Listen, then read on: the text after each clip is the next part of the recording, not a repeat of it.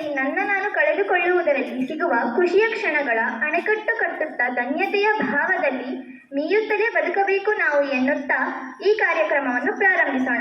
ಮೊದಲನೆಯದಾಗಿ ಅಂತಾರಾಷ್ಟ್ರೀಯ ಯೋಗ ದಿನಾಚರಣೆಯ ಬಗ್ಗೆ ಕಿರುಪರಿಚಯವನ್ನು ನೀಡಲು ಬರುತ್ತಿದ್ದಾರೆ ನನ್ನ ಸಹೋದರಿ ತ್ರಿಷಾ, 10ನೇ ತರಗತಿ. Introduce myself to you. I am Trisha from class 10th. Happy International Yoga Day to all. The International Day of Yoga is a day in the recognition of yoga that is celebrated across the world annually on June 21. It was introduced by our Honorable Prime Minister Shri Narendra Modi. He celebrated Yoga Day for the first time on June 21 in 2015. After which Yoga Day celebrated being all over the world on June 21 and it turned into International Yoga Day. Maharishi Patanjali, rightly called the father of yoga, compiled and defined various aspects of yoga systematically in his Yoga Sutras. Yoga Sutras of Patanjali contains a collection of 196 sutras on the practice of yoga. There are 6 branches in yoga. They are Yoga, Raja Yoga, Bhakti Yoga, Jnana Yoga, Karma Yoga, Mantra Yoga and Artha Yoga. As per the calendar, this date is the longest day of the year in the northern hemisphere and the shortest in the southern hemisphere. The main aim of celebrating International Day of Yoga is to raise awareness of benefits of yoga. Yoga is centuries old practice that originated somewhere around 5000 years ago in India. This was looked up as a process and technique to interconnect the mind, body and soul together and take a step closer to enlightenment. The word yoga already means union. It is a practice that connects the body, mind and spirit through different body postures, meditation and controlled breathing.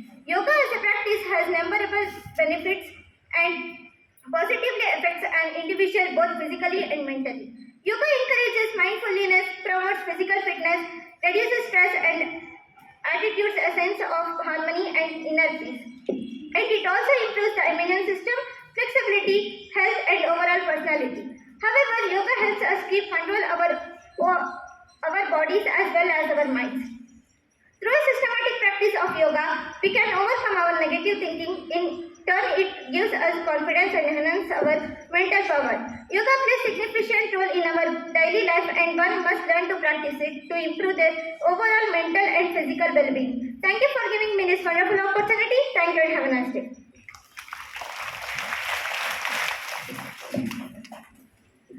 ಧನ್ಯವಾದಗಳು ಸಹೋದರಿ ತ್ರಿಷಾ.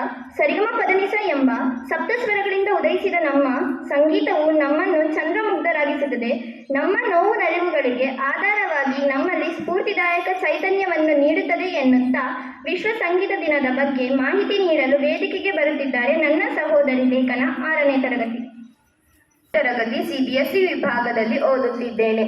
ಈ ಜೀವದುಸಿರು ಸಂಗೀತ, ಭಾವಗಳ ಸಂಗಮ ಸಂಗೀತ, ಸ್ವರ ತಾಳ ಲಯಗಳ ಮಿಲನವೇ ಸಂಗೀತ, ದನಿಗಳ ಮಾರ್ದನಿ ಈ ಸಂಗೀತ, ಅಂತರಂಗ ದುಡಿತವೇ ಸಂಗೀತ. ಇಲ್ಲಿ ನೆರೆದಿರುವ ಎಲ್ಲ ಶಿಕ್ಷಕರಿಗೂ ಹಾಗೂ ನನ್ನ ಮಿತ್ರರಿಗೂ ವಿಶ್ವ ಸಂಗೀತ ದಿನದ ಹಾರ್ದಿಕ ಶುಭಾಶಯಗಳು.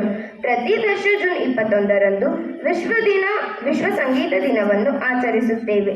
1982ರಲ್ಲಿ ಫ್ರಾನ್ಸ್ ದೇಶದಲ್ಲಿ ಸಂಸ್ಕೃತಿ ಸಚಿವರಾಗಿದ್ದ ಜಾಕ್ ಲಾಂಗ್ ಮತ್ತು ಮಾರಿಸ್ ಸ್ಟ್ರೇಟರ್ ಜೂನ್ 21ರಂದು ಸಂಗೀತ ದಿನವಾಗಿ ಆಚರಿಸಲು ನಿರ್ಧರಿಸಿದರು. ಪ್ರತಿಯೊಂದು ದೇಶದಲ್ಲಿ ಅವರದೇ ಆದ ಸಂಗೀತ ಶೈಲಿಯಲ್ಲಿ ಸಂಗೀತವನ್ನು ಕೇಳಬಹುದು. ಅದೇ ರೀತಿ ಭಾರತದಲ್ಲಿ ಹಿಂದೂಸ್ತಾನಿ, ಕರ್ನಾಟಕ ಶಾಸ್ತ್ರೀಯ ಸಂಗೀತ, ಭಕ್ತಿಗೀತೆ, ಭಜನೆ, ಜಾನಪದ ಮುಂತಾದ ಶೈಲಿಗಳಲ್ಲಿ ಸಂಗೀತವನ್ನು ಹಾಡುತ್ತಾರೆ. ಸಂಗೀತವನ್ನು ಗಾನವಿದ್ಯೆ, ಗಂಧರ್ವ ವಿದ್ಯೆ, ದೈವಿಕ ಸಂಗೀತ ಎಂತಲೂ ಕರೆಯುವರು. ಮಾನವ ಸ್ವಭಾವಗಳ ಮೇಲೆ ಸಂಗೀತವು ಪ್ರಭಾವ ಬೀರುತ್ತದೆ. ಅನೇಕ ರೋಗಗಳು ಸಂಗೀತ ಕೇಳುವುದರಿಂದ ಗುಣವಾಗುತ್ತದೆ. ಕರ್ನಾಟಕ ಸಂಗೀತ ಪಿತಾಮಹ ಎಂಬ ಹೆಸರಿಗೆ ಪಾತ್ರರಾದವರು ಶ್ರೀ ಪುರಂದರದಾಸರು. ಇವರು 1484ರ ಇಸ್ವಿಯಲ್ಲಿ ಜನಿಸಿದರು. ಇವರ ಮೊದಲ ಹೆಸರು ಶ್ರೀನಿವಾಸ ನಾಯಕ, ತಂದೆ ವರದಪ್ಪ ನಾಯಕ, ತಾಯಿ ಲಕ್ಷ್ಮೀದೇವಿ ಮತ್ತು ಪತ್ನಿ ಸರಸ್ವತಿ.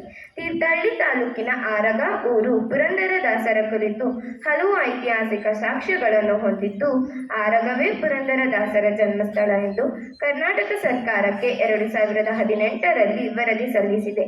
ಪುರಂದರದಾಸರ ಸಂಗೀತದ ಮೂಲಕ ಭಕ್ತಿ ಮಾರ್ಗವನ್ನು ಬೋಧಿಸಿದವರು. ಹರಿನಾಮ ಸ್ಮರಣೆಯ ರೂಪದಲ್ಲಿ ರಚಿಸಿದ ಅವರ ಕೃತಿಗಳು ದೇವರ ನಾಮಗಳಾಗಿ ಪ್ರಸಿದ್ಧವಾಗಿವೆ. ಕೊನೆಯದಾಗಿ ಪುರಂದರದಾಸರ ಕೀರ್ತನೆಯೊಂದಿಗೆ ನನ್ನ ಮಾತುಗಳನ್ನು ಮುಗಿಸುತ್ತೇನೆ. ಕುಟಿಲವ ಬಿಡದಿಹ ಮನುಜರು ಮಂತ್ರವ ಪಠನಯ ಮಾಡಿದರೇನು ಫಲ, ಪಠನಯ ಮಾಡಿದರೇನು ಫಲ, ಸಟೆಯನ್ನಾಡುವ ಮನುಜರು ಸಂತತ ನಟನಯ ಮಾಡಿದರೇನು ಫಲ, ನಟನಯ ಮಾಡಿದರೇನು ಫಲ. ಮತ್ತೊಮ್ಮೆ ಎಲ್ಲರಿಗೂ ವಿಶ್ವ ಸಂಗೀತ ದಿನದ ಶುಭಾಶಯಗಳೊಂದಿಗೆ ನನ್ನ ಮಾತುಗಳಿಗೆ ವಿರಾಮ ಹಾಕುತ್ತೇನೆ. ಅವಕಾಶಕ್ಕಾಗಿ ಧನ್ಯವಾದಗಳು. ಜೈ ಹಿಂದ್, ಜೈ ಕರ್ನಾಟಕ ಮಾತೆ.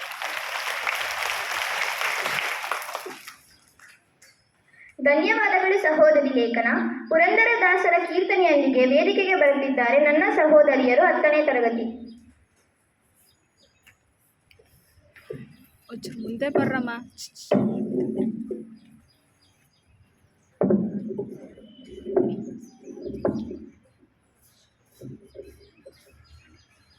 ಸರ್ವರಿಗೂ ನಮಸ್ಕಾರಗಳು. ನರಜನ್ಮ ಬಂದಾಗ ನಾಲಿಗೆ ಇರುವಾಗ ಕೃಷ್ಣ ಎನ್ನಬಾರದೆ, ನರಜನ್ಮ ಬಂದಾಗ ನಾಲಿಗೆ ಇರುವಾಗ ಕೃಷ್ಣ ಎನ್ನಬಾರದೆ, ಕೃಷ್ಣನ ನೆನೆದರೆ ಕಷ್ಟ ಒಂದಿಷ್ಟಿಲ್ಲ ಕೃಷ್ಣ ಎನ್ನಬಾರದೆ, ಕೃಷ್ಣನ ನೆನೆದರೆ ಕಷ್ಟ ಒಂದಿಷ್ಟಿಲ್ಲ ಕೃಷ್ಣ ಎನ್ನಬಾರದೆ, ಕೃಷ್ಣ ಕೃಷ್ಣ ಕೃಷ್ಣ ಕೃಷ್ಣ. ಮಲಗಿದ್ದು ಮೈ ಮುರಿದೇಳುತ್ತಲೊಮ್ಮೆ ಕೃಷ್ಣ ಎನ್ನಬಾರದೆ, ನಿತ್ಯ ಸುಳಿದಾಡುತ್ತ ಮನೆಯೊಳಗಾದರೂ ಕೃಷ್ಣ ಎನ್ನಬಾರದೆ, ಸ್ನಾನ ಪಾನ ಜಪ ತಪಗಳ ಮಾಡುತ್ತ ಕೃಷ್ಣ ಎನ್ನಬಾರದೆ, ಶಾರ್ಯಾನ ಷಡರಸ ತಿಂದು ತೃಪ್ತನಾಗಿ ಕೃಷ್ಣ ಎನ್ನಬಾರದೆ, ನರಜನ್ಮ ಬಂದಾಗ ನಾಲಿಗೆ ಇರುವಾಗ ಕೃಷ್ಣ ಎನ್ನಬಾರದೆ, ಕೃಷ್ಣನ ನೆನೆದರೆ ಕಷ್ಟ ಒಂದಿಷ್ಟಿಲ್ಲ ಕೃಷ್ಣ ಎನ್ನಬಾರದೆ, ಗಂಧವ ಪೂಸಿ ತಾಂಬೂಲವ ಮೆಲುವಾಗ ಕೃಷ್ಣ ಎನ್ನಬಾರದೆ, ಚಂದುಳ್ಳ ಹಾಸಿಗೆ ಮೇಲೆ ಕುಳಿತೊಮ್ಮೆ ಕೃಷ್ಣ ಎನ್ನಬಾರದೆ,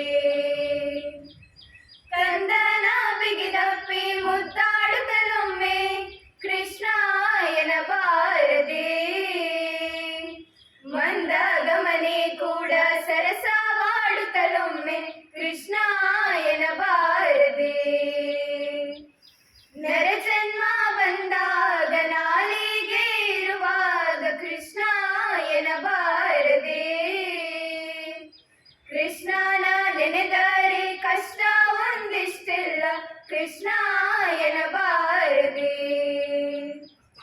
ಪರಿಹಾಸ್ಯದ ಮಾತನಾಡುತ್ತಲೊಮ್ಮೆ ಕೃಷ್ಣ ಎನ್ನಬಾರದೆ, ಪರಿಪರಿ ಕೆಲಸದೋಳೊಂದು ಕೆಲಸವೆಂದು ಕೃಷ್ಣ ಎನ್ನಬಾರದೆ, ದುರಿತ ರಾಶಿಗಳನ್ನು ತರಿದು ಬೀಸಾಡಲು ಕೃಷ್ಣ ಎನ್ನಬಾರದೆ, ಗರುಡ